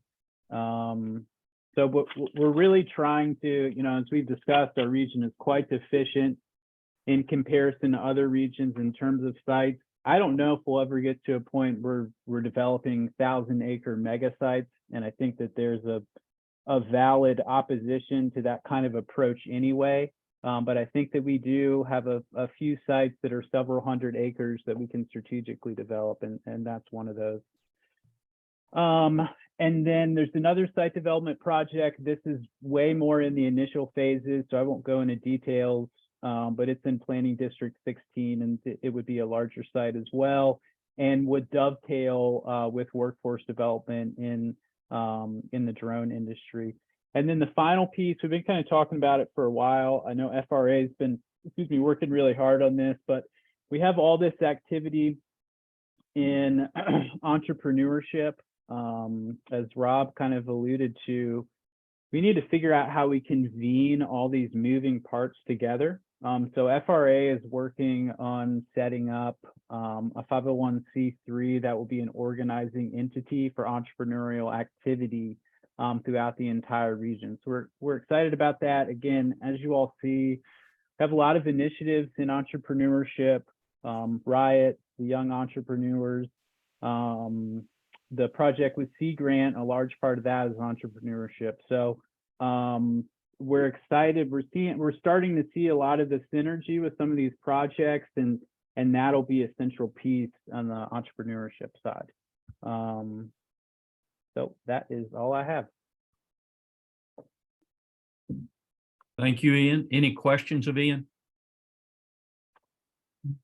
Okay. Any comments any member of the council just cares to make? I have one. I want to make sure all hearts and minds are clear. Yeah, I have one. I just have a quick follow-up with the commercial kitchen piece. Thanks to the good work of Annie, DHCD's Annie, before and after her work at DHCD, the Northern Neck is hosting a Northern Neck Food and Beverage Expo. cool. And it's a business to business, small business entrepreneur driven event. It's going to be small, and it's going to be at the Northern Neck Technical Center, and the culinary art students are going to be serving lunch. And part of the initiative there is to let those culinary arts students know that there's a fairly robust food and beverage industry, horticulture, industrial growing, industrial manufacturing, not to the scale to reach Go Virginia's needs, but certainly to meet the needs of local farmers markets and local entrepreneurship. So that's happening February 15th, and I just wanted you all to be aware of that. Thank you. Thank you, Lisa. Would you send that information to Sarah, and she can email it to us if we wanted to show up? Yes, please do that. All right. Anything else? Other comments? All right, let's see. For for most of us, it's time for lunch. For Rob Cortell, I guess it's time for a cocktail, right? About that time of day in London? It is. And my wife just walked in from her board meeting here. I am the bag carrier. She has a new board in London 4 times a year. And the last time we did London, and then we just finished Portugal on this trip. And I'm about to go get a really nice drink. And actually, I have to go to Prague in about 3 weeks. And then, it's just this spring is just travel everywhere. So, Yeah. anyway. Yeah, we all feel your pain, Rob. Yeah, it is a hard life. It is a hard. Yeah. I hear they have some good gin in London, so. I'll make sure Matthews County's still standing when you get back. Okay, yeah, and all of our statues. Don't start, Rob. Don't start. A whole nother issue. It's nice to see all of you, and I am going to sign off, and I am going to get a drink. All right. Well, thank you all for your attendance, and on the lower right-hand side of your screen should be a leave button, and we will stand adjourned. Thank y'all. Thank you. Bye-bye.